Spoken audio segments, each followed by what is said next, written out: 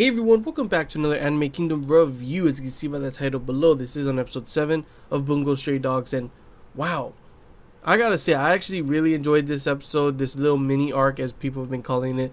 And is this arc in the manga? I saw a lot of people in the forums talking about how this wasn't in the manga, so I'm guessing the next episode, if that's true, will be going back to the manga from what people have been saying. But that's a little weird. Why are they putting in like an anime original in here? Overall, it still was pretty interesting. Definitely, that's why I said mini arc. It was kind of the pacing of the whole thing that happened was pretty fast in these episodes that we've seen. Everything it did go down pretty fast and jumped around a little bit, but overall, it was still a pretty interesting episode. I definitely enjoyed it. Definitely loved. I liked the atmosphere, the overall suspense, and like I did not expect that ending at all. Like wow, it's kind of like. It's a pretty tragic ending. I did not expect like that kind of tragic ending to go on in the end. Like the way it ended, it just ended abruptly like that, and I was just like, damn. Okay, so that happened. Overall, there of course is the normal comedy thrown in here with Dazai and Kunikida. Atsushi, like, it's kind of weird because I thought he was gonna be the main character and everyone else is main characters too, but he was the main character. But he literally is just always in the back seat. He's just always there in the background, kind of like the main characters of this one. This arc was pretty much Kunikida and Dazai, and of course we find out that Sasaki, the girl, to which she is pretty much like the ideal woman for Kunikida. And it was pretty funny when Dazai, sorry, I don't know why I just had a brain fart, but Dazai gave her Kunikida's his book with the ideal woman and everything, and she pretty much just rejected, like, that's going too far. And I was just like, oh, poor Kunikida, because like it seems like they do match together, they do have a chemistry together, and they could, I was hoping that they would go out, kind of thing. Of course, this is not a romance anime, and of course, towards the end, we find out. Yes, Sasaki is the Azura messenger, and she was actually the girlfriend of the Azura King. And at first, I actually thought that, like, I was thinking that the Azura King, it might have been Kunikida the whole time. Like, the way his facial expressions was when they were talking about him, and how they had the same eye color and hair color. I was like, is Kunikida the Azura King? And the Azura King didn't die, and that's why he feels guilty, because he's the one who killed that kid's dad and everything, and that's why he's doing all this. But of course, I guess that's not how it is. Sasaki does say that they are similar in a way, and that's obviously why she was together with Azura King, and he, he has the same ideals and everything. He follows the same ideals, and that's why he kind of has, they kind of have the same chemistry, because obviously he's pretty much just like the Azura King in a way. And that was pretty much the whole thing at the end, why Dazai let it happen. Ended up having the kid and Sasaki end up killing each other, end up dying. I think the kid's dead.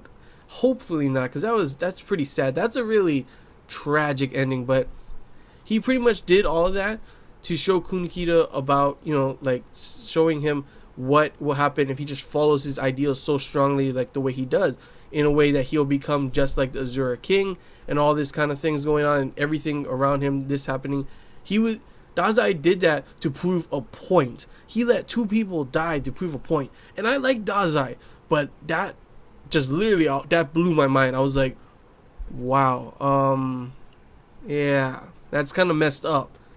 But that was the ending. It just abruptly ended like that. The action in this was pretty interesting, seeing the chemistry between Dazai and, Kunikida in their fighting thing. I knew that was going to happen. I knew they were going to switch, and Kunikida was going to make a key, because that's his power. And then, of course, Dazai was just going to be like, nope, no longer human, you can't use your power. And the guy was like, wait, what? Why don't you have a number? Man, everyone who has a power is literally, like, useless against Dazai. Then, you can see that Dazai and the Atsushi cannot handle that big guy, though. Just flinging him around, and they're beating them up pretty much.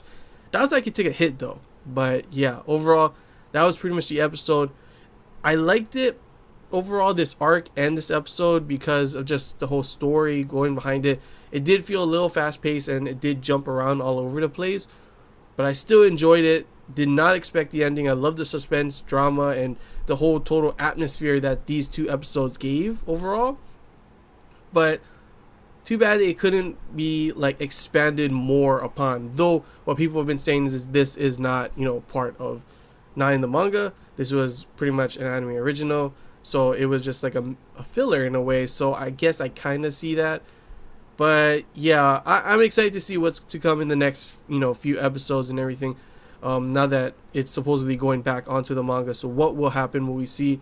What will be the main focus? Because like it literally, this one definitely hit me like in the feels. Like I was definitely kind of like sad when I saw the kid die. He didn't deserve to die. Seeing Sasaki die, even though she, of course, was bad, but you hear her ideals at the end. It's not really she's doing this out of what happened and everything. And oh man, it was honestly really like I did not expect that. It was really sad, and to see that Dazai would do such a thing, I get why he's doing it, but just like wow, to let that go, like I still like Dazai as a character, but just wow, I did not expect a tragic ending like the way it happened.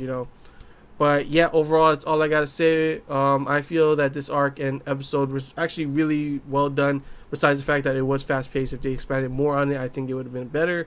But still, I think this is one of my favorite episodes, to be honest, just by what happened in this one and how I did not expect some of these things. I thought one thing, then I thought another thing, and then it literally played with like what it really made you have to think. And then towards the end, I was like, oh my gosh, it is her, And then it, of course, ended up being her. Didn't expect them to kill each other off like that, but still, just wow. I wonder how this is gonna be in the next episodes. With like, is it gonna put a strain on Kunikita and Dazai's friendship and everything, relationship, how they act together and everything? Like seriously, that's the kind of thing that just breaks partnerships apart, kind of thing. But yeah, hope you guys enjoyed this Anime Kingdom review. If you have any questions, feel free to comment below. If there's anything else you want to talk about, comment below as well. And if you feel free to comment your opinion. How did you feel about this episode, this arc overall? And for all you manga readers, was this part of the manga, or is this an anime original and they just put this in? And then also put your opinion on, do you think it was good, or do you think they should just left it out? That's all I gotta say, guys. So hope you guys enjoyed, and until next time, see ya.